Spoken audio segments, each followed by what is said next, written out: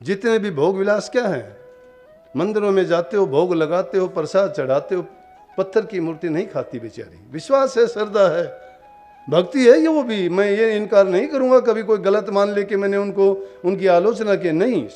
आप सभी को राधा स्वामी। देखिए, जो आज का सत्संग का विषय है उसे महाराज जी ने बताया कि जो इंसान दूसरों को दुख देता है, जो इंसान दूसरों को कष्ट देता है, उसके जीवन में कभी भी सुख नहीं आ सकता, वह इंसान कभी सुख की प्राप्ति नहीं कर सकता।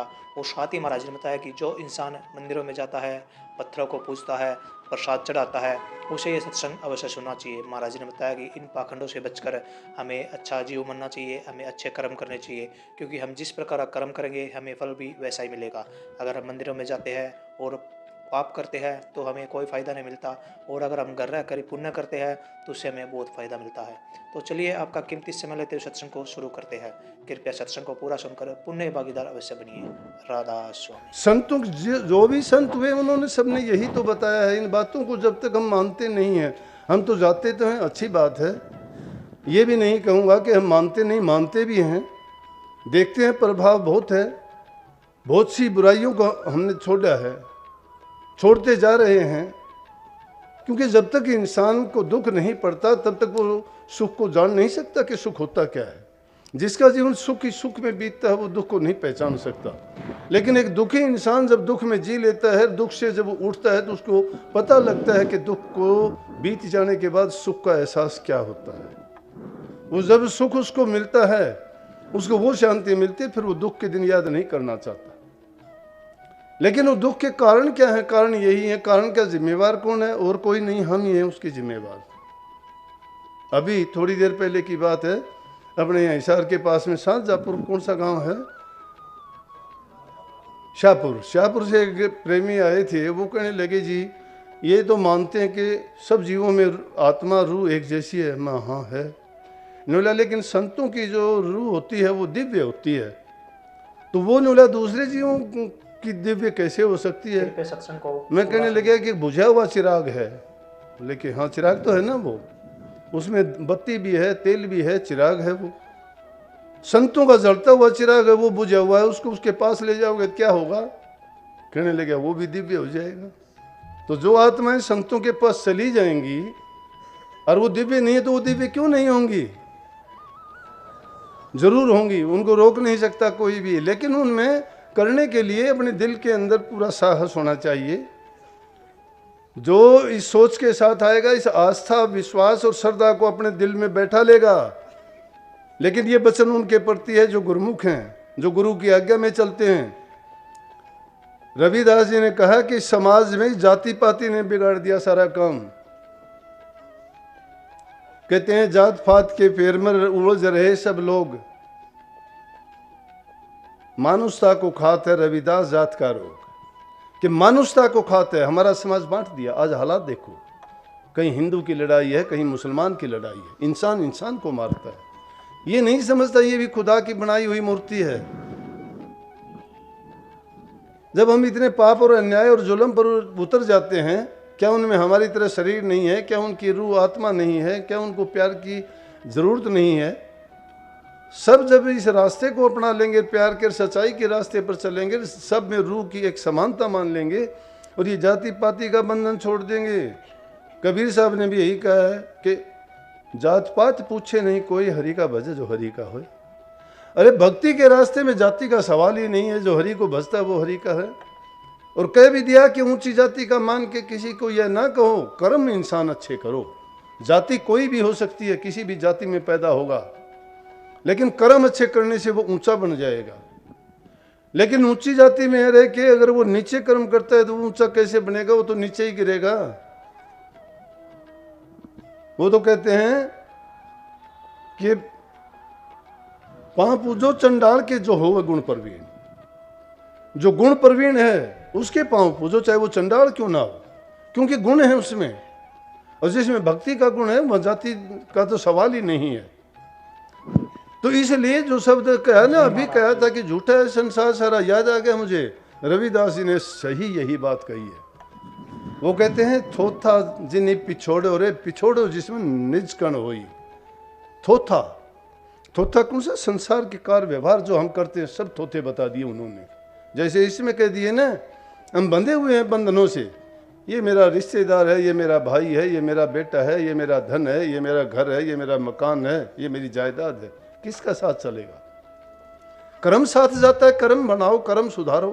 अच्छे कर्म करते हुए सभी हमारे हैं। एक छोटे परिवार को क्यों मानते हो? पूरा संसार हमारा है। जितने भी जीव हैं प्रभु के पैदा किए हुए, एक ही पिता है हमारा। जब हमारा पिता एक है तो सभी हमारे भाई बहन तो हैं। अलग कौन है हमें? दूसरे रूहों को हम अपनी से जुड़े हुए नहीं मानते। इसलिए जब हम भेद कर देते हैं उस चीज में तो हमारे दिल में बैर, ईर्ष्या, वैमनस्य बढ़ जाता है, दुश्मनी बढ़ जाती है। और जब ये चीज हो जाती है तो दया धर्म का काम नहीं रह जाता। और दया धर्म का मूल है। अगर धर्म के रास्ते पर चलते हो तो दया दिल में लेके आओ, प्रेम मन में रखो, और भक्ति में कामयाबी चाहते हो तो श्रद्धा और विश्वास पर डट जाओ। जो श्रद्धा और विश्वास पे डट जाते हैं उनका सब तो कहते हैं कि थोथा जी नहीं पिछोड़ो। थोथा कैसे बता दिया? वो कहते हैं थोथी काया, थोथी माया, थोथी हरि बिन जन्म का माया। थोथी काया, काया क्या है? मिट्टी है, मिट्टी। फरीद साहब कहते हैं, देख फरीदा मिट्टी खुली, खुली बोलते हैं कबर को। कबर खोद ली, मिट्टी में खोदी ना। 5 तत्व के हो, 5 तत्व में है कोई ना कोई तत्व एक दूसरी चीज का विनाश करता है। पूरी सृष्टि की जितनी चीजें हैं, किसी को जल विनाश करता है, किसी को मिट्टी विनाश करती है, किसी को अग्नि विनाश करती है, किसी को हवा उड़ा देती है। सारी की सारी 5 चारों चीजों तो इनसे विनाश होके एक आकाश तत्व में तो ही मिल जाती हैं। आग सबको स्वाह कर देती है। पानी कितनी चीजों को गला देता है। मिट्टी में कोई चीज दबा के छोड़ो, कितने दिन में खत्म हो जाती है। समझ नहीं है, समझते नहीं। ये 5 तत्व का ये मिट्टी है। इसे कहते थोथी काया, थोथी है ये काया, रुकने वाली नहीं, मिट्टी है। फरीद साहब ने कहा, देख फरीदा मिट्टी खुली, मिट्टी उते, मिट्टी डोली, मिट्टी हंसे, मिट्टी रोवे। मिट्टी का खिलौना है ये। कितने खिलौने बनाते हो? बनाने वाले ने बना दिए अनेक प्रकार के 84 लाख योनि। इंसान इंसान का प्रेम नहीं जानता, क्या स्वार्थ है। अपने स्वार्थ के लिए किसी का गला काट देते हो, दिल को दुखाते हो, परेशानी उसको देते हो। तुम उससे कभी भला सुख चाहोगे कि तुम्हें सुख मिलेगा? नहीं मिल सकता। किसी की आत्मा को दुखा के कभी सुखी नहीं हो सकते। लेखा लिखता है, उसके दरबार में सबके लेख लिखे जाते हैं। ये मत भूलो, मेरे साहिब के दरबार में सब लोगों का खाता, जो भी जैसा कर्म करेगा वैसा ही फल पाता। मेरे सतगुरु के दरबार में सब लोगों का खाता। क्या साधु, क्या संत, गृहस्थी, क्या राजा, क्या रानी, उसकी पुस्तक में लिखी है सबकी कर्म कहानी। उसकी कर्म कहानी क्यों? कि वो अंदर बैठा हुआ अपनी पुस्तक में सबके दर्ज करता है। कैसे बचोगे? नहीं समझते। फिर भी दूसरों को दुख देके अपना सुख बटोरना चाहते हो, कभी नहीं सुख पाओगे। अगर सुखी बनना चाहते हो, दूसरे के सुख कर दो। तुम्हें सुख की चाहना ना करो, तुम्हारा दुख सुख में नहीं बदल जाए तो मेरे पास आ जाना। कोई दावा नहीं करता, मैं दावा करता हूं दूसरे को सुखी करके तुम कभी दुखी नहीं होगे, और दूसरे को दुखी करके कभी सुखी नहीं होगे। सुख तुम्हें बर्बाद, वो दूसरे को देने वाला दुख तुम्हें बर्बाद कर देगा, आज नहीं तो कल। यहाँ लेखा पाई पाई का है। यहाँ झूठा सौदा नहीं है, सच का सौदा होता है। बनाने वाले ने माया का जाल जो फैला है उसमें कह दिया झूठी काया, झूठी माया। ये माया झूठी है, धन दौलत है झूठा है। आज तुम्हारा है, कल और किसी का होगा। बना के छोड़ जाओगे उस माया को। धन को माया मानते हो ना ज़्यादा। माया का तो विस्तृत रूप तो कुछ और ही है, लेकिन जिसको दुनियादार माया मानते उसका रूप बताऊं। उसको इकट्ठा करने में दुख होता है पहला। बिना दुख और कष्ट उठाए इकट्ठी नहीं होती माया। इकट्ठा करके उसकी रखवाली करने में दुख होता है, फिर उसका छिन जाने में दुख होता है कि कोई चोर ना ले, कोई हेरा फेरी ना हो जाए, कुछ दुख होता है। और फिर छोड़ के जाते हो तो देख के दुख होता है कि जिसके लिए मैंने जीवन बर्बाद किया है छोड़ के जा रहा हूँ। ये है वो माया का रूप। इसलिए रविदास जी कहते थोथी काया, थोथी माया, थोथा हरि बिन जन्म का माया। अरे प्रभु के नाम के बिना हमने तो अपने जीवन को बर्बाद करके रख लिया। इंसान का चोला हमें मिला था कि हम भक्ति करके इसको उस जगह पर ले जाते कि जहाँ से फिर दोबारा संसार में ना आना पड़े, ये दुख हमें ना उठाने पड़े। लेकिन भूल इंसान की, क्योंकि हम उस बात के नहीं संसारी पदार्थों में सुख तलाश करते हैं। जो वास्तविक सुख है, सदा का सुख है, जो कभी खत्म नहीं होता, वो प्रभु की भक्ति में, प्रभु के चरणों में ही मिलता है। और प्रभु के चरण कहीं दूर नहीं है, वो हमारे पास में ही है, हमारे पास में है। जिसको रविदास जी कहते हैं, काव्य और कैलाश में जिसको ढूंढन जा, रविदास प्यारा राम तोर बैठा घटके माँ। मुझको भी मिथ्या कह दिया। कोई काव्य को जाता है, जानते हो मुसलमान लोग जाते हैं, कोई कैलाश में जाता है, कंदराओं में, गुफाओं में भक्ति करने के लिए, तप करने के लिए, साधना करने के लिए, प्रभु को प्राप्त करने के लिए, उसके दर्शन के लिए ललायित है।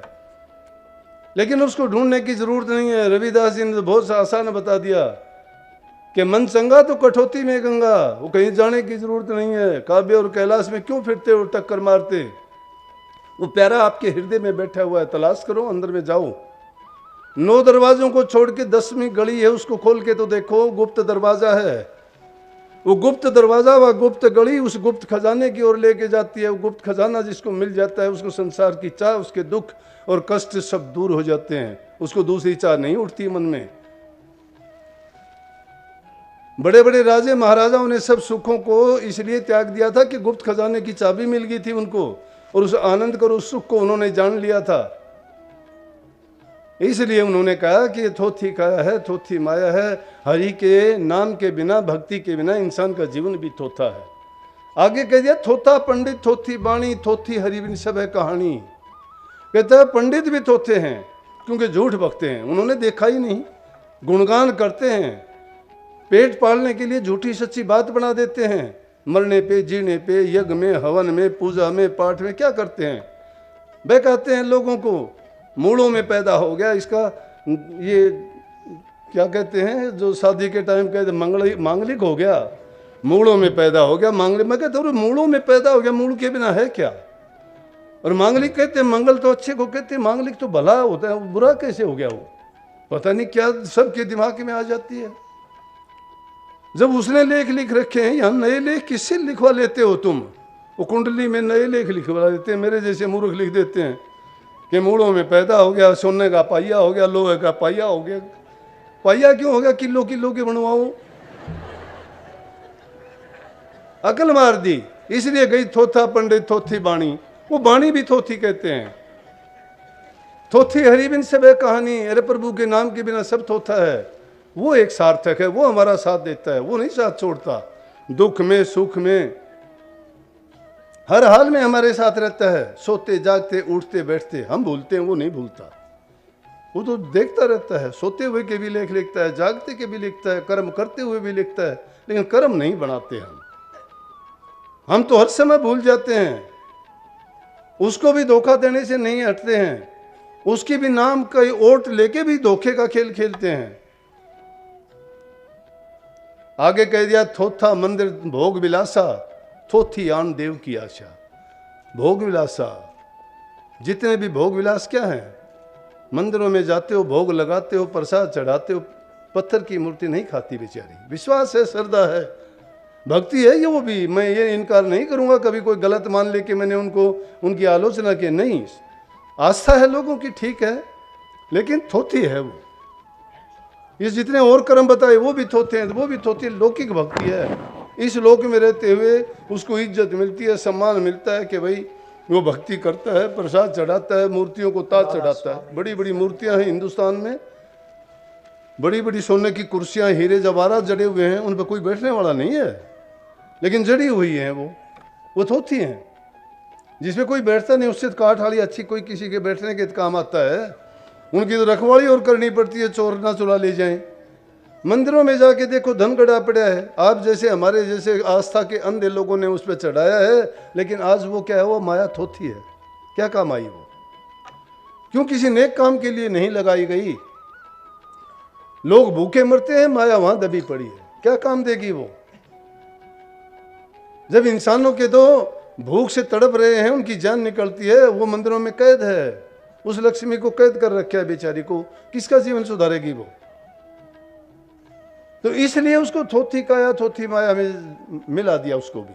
और थोथी कह दिया कि थोथा मंदिर भोग विलासा, मंदिरों में जो भोग लगाते हो वो भी थोथा है। अथोथी आणदेव की आशा, आणदेव की आशा बने तो परमात्मा से बनती है। परमात्मा का रास्ता गुरु से मिलता है। गुरु जो है सच्चा और शब्द भेदी होना चाहिए। रविदास जी कहते हैं, मैं नहीं कहता, मैं तो उनकी वाणी में से ही आपको बताता हूँ। वो कहते हैं कि थोथी आणदेव की आशा, मन वचन कर्म कहे रविदासा। रविदास जी कहते हैं साचा नाम विश्वासा, हरि का नाम सच्चा और उसका विश्वास जो सच्चा करता है मन वचन कर्म से, उस पर पूरी श्रद्धा और यकीन से जो जीव भक्ति के मार्ग में लग जाता, मन वचन और कर्म से। तीन चीजों पे जोर दिया गया है। संतों ने भी तीन बंध बताए हैं। जो इन तीन मन में कोई बुरी भावना ना रखो, वचन से कोई किसी को बुरा ना बोलो और कर्म से कोई किसी का बुरा ना करो। सत्संग को पूरा सुनने के लिए बहुत बहुत धन्यवाद। हम आशा करते हैं आपने सत्संग को बड़ा ही ध्यान से सुना होगा। तो जैसा कि प्यारी साध संगत जी, आपने सत्संग में सुना, महाराज ने बताया कि हमें हमेशा अच्छे कर्म करने चाहिए, जिससे हमारा जो भविष्य है वो अच्छा बन सके, जो हमारा जीवन है वो संवर सके, सुधर सके और सार्थक बन सके। तो कृपया महाराज जी की इन बातों को फॉलो अवश्य कीजिए और महाराज जी प्रवचनों पर अवश्य चलिए, ताकि आपका जीवन संवर सके। और साथ ही अगर आपको सत्संग बहुत अच्छा लगा तो कमेंट बॉक्स में राधा स्वामी लिखकर पुण्य भागीदार अवश्य बनिए। मिलते हैं जल्दी एक और नए और बहुत ही प्यारे सत्संग के साथ। तब तक के लिए राधा स्वामी।